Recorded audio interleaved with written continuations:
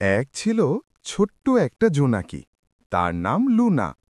Luna থাকত একটা বড় বটগাছের ডালে অনেকগুলো জোনাকির সঙ্গে।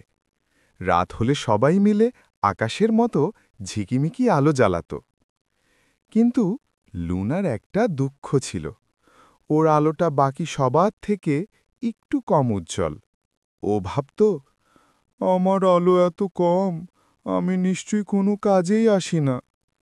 প্রতিদিন রাতে যখন সব জোনাকি একসাথে উড়ে বেড়াত, লুনা একটু দূরে গিয়ে বসত। ও আলতো করে আলো জ্বালিয়ে আবার নিভিয়ে দিত। বড় জোনাকিরা হাসতে হাসতে বলতো, আরও জোরে আলো জ্বালাও লুনা, না হলে কেউ তোমাকে দেখতে পাবে না। লুনা লজ্জা পেত, কিছু বলতো না, শুধু মনে মনে কষ্ট পেত।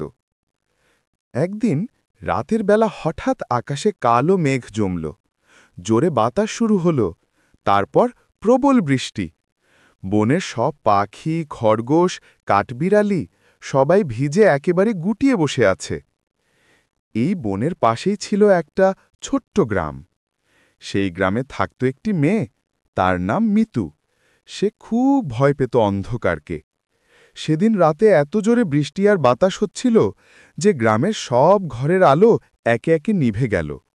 মিতু চিৎকার করে উঠল, মা, মা, সব অন্ধকার হয়ে গেল কেন? মা বললেন, বিজলি চলে গেছে মা, তাই অন্ধকার। ভয় পেও না, আমি আছি। কিন্তু মিতুর বাবার খুব দরকার ছিল উঠোনে রাখা কিছু শুকনো কাঠ নিয়ে আসা, না হলে রাধা হবে না। সমস্যা হলো, বাইরে তো একদম অন্ধকার, কিছুই দেখা যায় না। মিতু জানালার কাছে গিয়ে কাঁদতে কাঁদতে বলল, হায় আল্লাহ, যদি এখন একটু আলোর কণা থাকত।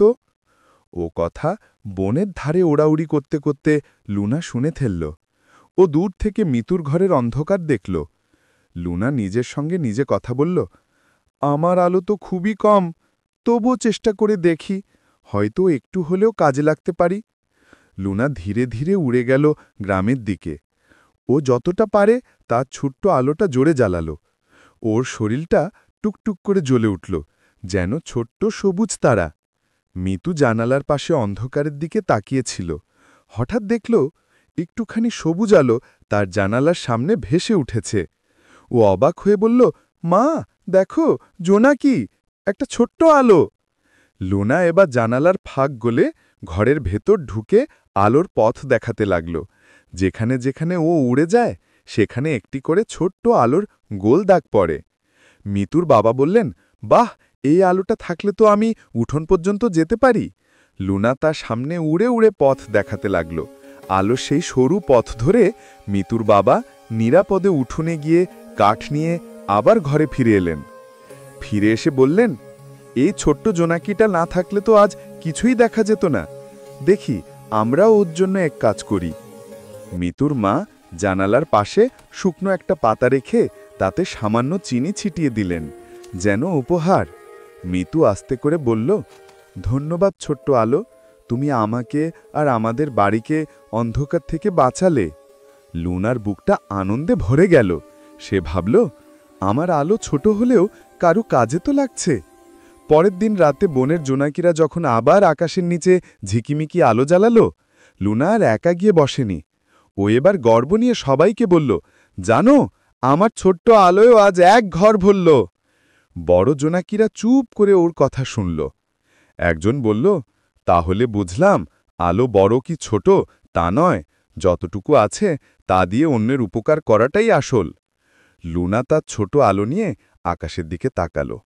মনে মনে বলল, আমি ছোট বলে তুচ্ছ নই, আমিও কারোর জন্য আশার আলো হতে পারি।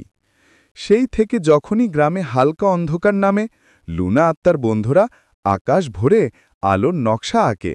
কেউ অন্ধকারে একা যেন না থাকে।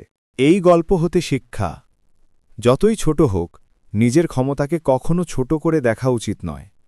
মন ভালো থাকলে আর চেষ্টা করলে ছোট্ট আলোকও অন্যের জন্য বড় সাহায্য হতে পারে। তো বন্ধুরা, গল্পটি তোমাদের কেমন লেগেছে? গল্পটি যদি তোমাদের ভালো লেগে থাকে তাহলে এই রকম আরও মজার মজার গল্প পেতে চ্যানেলটি সাবস্ক্রাইব করতে ভুলো না। আর হ্যাঁ, তোমার বন্ধুদের মাঝে শেয়ার করতে অবশ্যই ভুলবে না।